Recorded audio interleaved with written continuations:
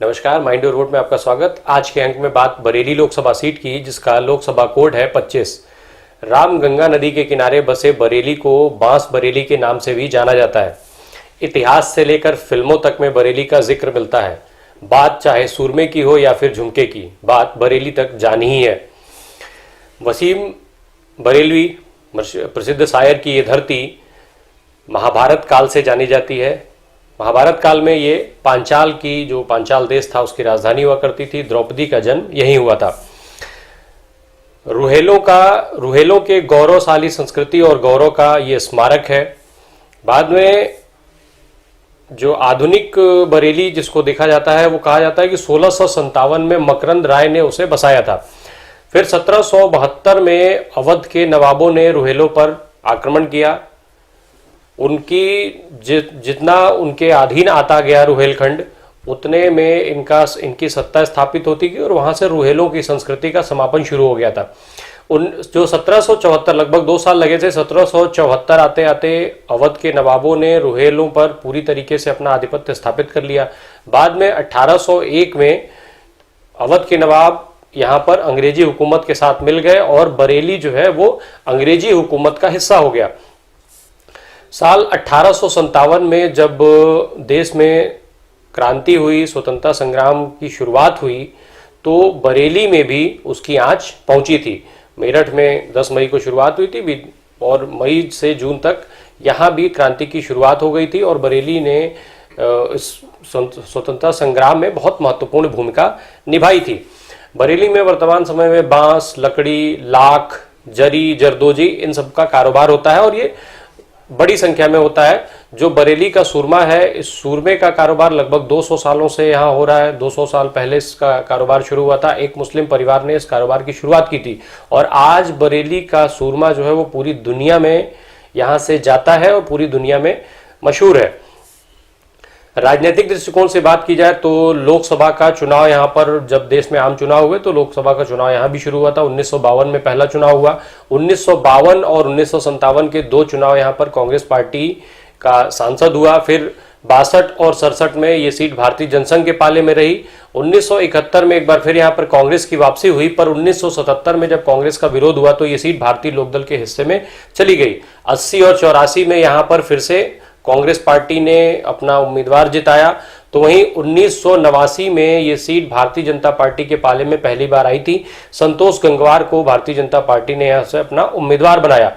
संतोष गंगवार यहाँ से चुनाव जीते और 89 में ये सीट भारतीय जनता पार्टी के पाले में आ गई। 89 से लेकर साल 2004 तक संतोष गंगवार लगातार 6 बार इसी संसदीय सीट से चुन करके और संसद पहुंचते रहे। ये सीट भारतीय जनता पार्टी के कब्जे में रही।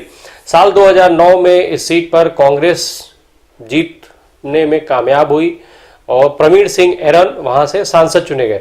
फिर साल 2014 का चुनाव आया, साल 2019 का चुनाव, दोनों में संतोष गंगवार को यहां से जीत मिली। संतोष गंगवार केंद्र में मंत्री बने और वर्तमान समय में मंत्री हैं। अब जब इस सीट पर प्रभावी नेताओं की बात की जाएगी तो चूंकि संतोष गंगवार का कार्यकाल बहुत लंबा हो चुका है, 6 बार पहले रहे, 2 बार ये, कुल 8 बार, 8वीं बार यहाँ से सांसद हैं, केंद्र सरकार में मंत्री रह चुके हैं, प्रदेश की सरकार में प्रदेश संगठन में अहम भूमिका निभा चुके हैं। 1 नवंबर 1948 को बरेली में ही उनका जन्म हुआ था। आगरा और रुहेलखंड यूनिवर्सिटी से फिर उन्होंने अपनी बीएससी और एलएलबी की पढ़ाई पूरी की।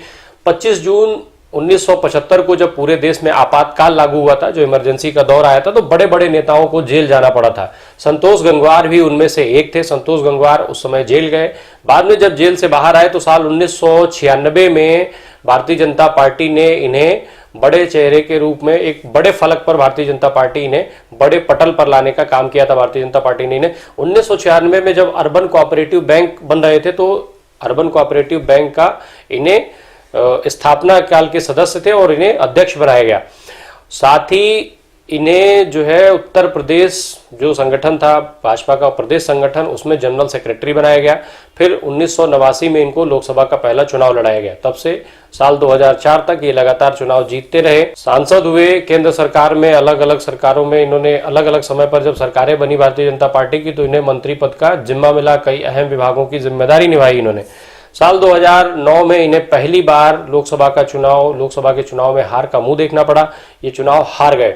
बावजूद इसके 2014 में जब फिर से चुनाव हुए तो पार्टी ने एक बार फिर इन्हें उम्मीदवार बनाया। उस बार पार्टी का जो भी निर्णय था उसको इन्होंने सही साबित किया और 14 में फिर से एक बार ये सांसद हुए, मंत्री बने। 2019 में फिर से लोकसभा का चुनाव लड़े और चुनाव जीतने में कामयाब हो गए। वर्तमान समय में भी केंद्र में मंत्री हैं। इसके बाद दूसरा नाम आता है प्रवीण सिंह ऐरन का। 8 मई 1959 को बरेली में ही इनका जन्म हुआ। वर्तमान समय में ये all India Congress committee AICC के मेंबर हैं, सदस्य हैं। ये 2 बार विधायक रहे।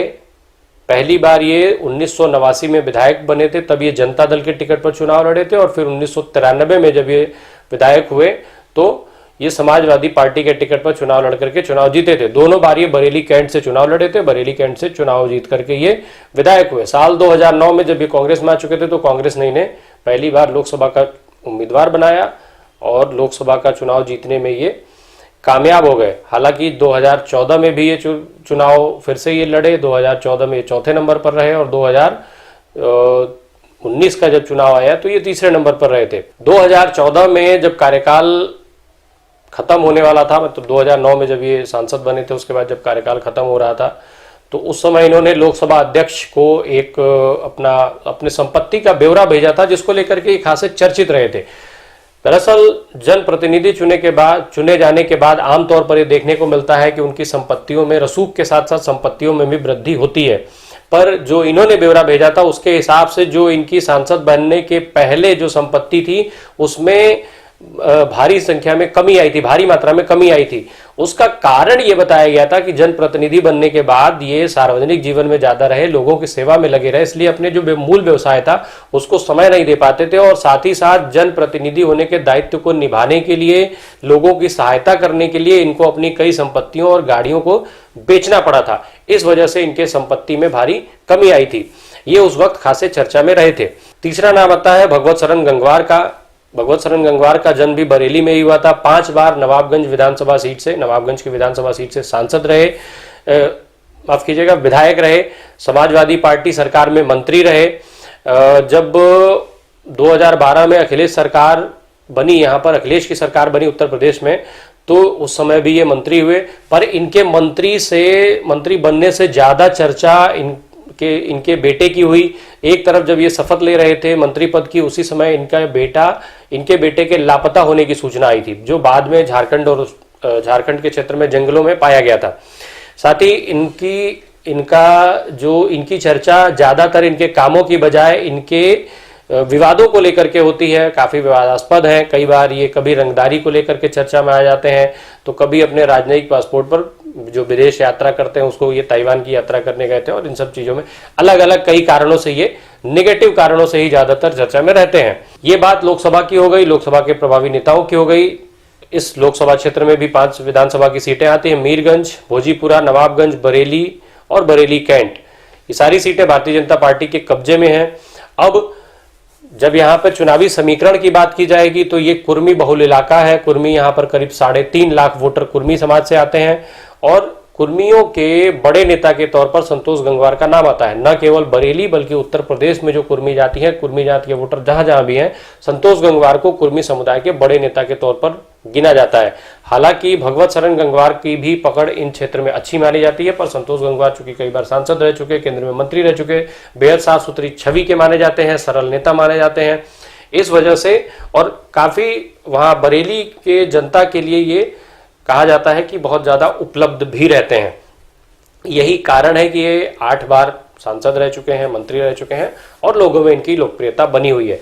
अब आने वाले समय में देखना होगा कि इनकी लोकप्रियता को कौन कम कर पाता है और कौन अपनी लोकप्रियता इनके आगे ऊपर कर पाता है, बढ़ा पाता है, या कौन सी पार्टी अपना वहां प्रभुत्व जमा पाती है। धन्यवाद।